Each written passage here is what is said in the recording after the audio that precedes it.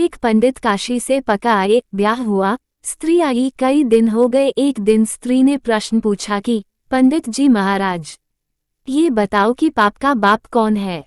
पंडित जी पोथी देखते रहे पर पता नहीं लगा, उत्तर नहीं दे सके। अब बड़ी शर्माई कि स्त्री पूछती है, पाप का बाप कौन है। हमने पढ़ाई की पर पता नहीं लगा। वे वापस काशी जाने लगे। मार्ग में ही एक वैश्या रहती थी। उसने सुन रखा था कि पंडित जी काशी पढ़कर आए हैं। उसने पूछा, कहाँ जा रहे हैं महाराज। वे बोले, मैं काशी जा रहा हूँ। काशी क्यों जा रहे हैं? आप तो पढ़कर आए हैं। तो बोले, क्या करूं? मेरे घर में स्त्री ने ये प्रश्न पूछ लिया कि पाप का बाप कौन है। मेरे को उत्तर देने आया नहीं। अब पढ़ाई करके देखूंगा कि पाप का बाप कौन है।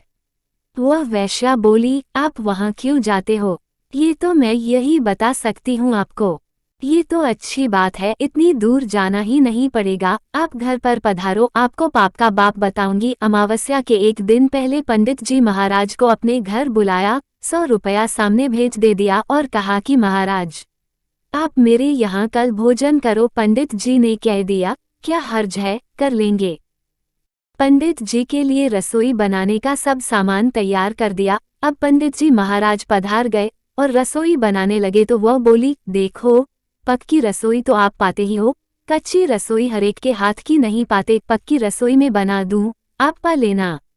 ऐसा कहकर 100 रुपये पास में और रख दिए। उन्होंने देखा कि पक्की रसोई हम दूसरों के हाथ की लेते ही हैं, कोई हर्ज नहीं। ऐसा करके स्वीकार कर लिया। अब रसोई बनाकर पंडित जी को परोस दिया। 100 रुपये और पंडित जी महाराज के आगे रख दिए और नमस्कार करके बोली, महाराज, जब मेरे हाथ से बनी रसोई आप पा रहे हैं तो मैं अपने हाथ से खिला भी देती हूँ। हाथ तो वे ही हैं जिनसे रसोई बनाई है, ऐसी कृपा करो। पंडित जी तैयार हो गए। उसकी बात पर पंडित जी ने जैसे ही मुंह खोला कि उठाकर मारी थप्पड़ जोर से और बोली, अभी तक आपको ज्ञान नहीं हुआ?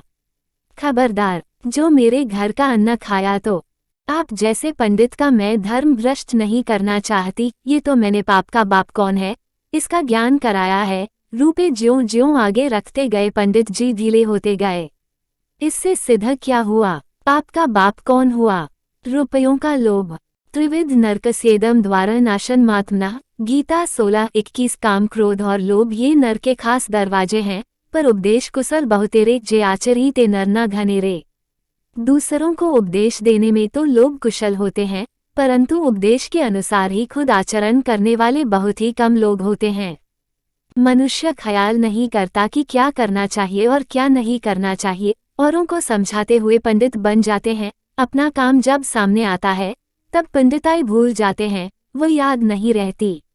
परोपदेशुलाया शिष्टाः सवे भवन्ति ही विस्मरन्ते शिष्टत्वं स्वकार्ये समुपस्थिते। दूसरों को उपदेश देते समय जो पंडिताई होती है, वही अगर अपने काम पड़े उस समय आ जाए तो आदमी निहाल हो जाए। जानने की कमी नहीं है, काम में लाने की कमी है।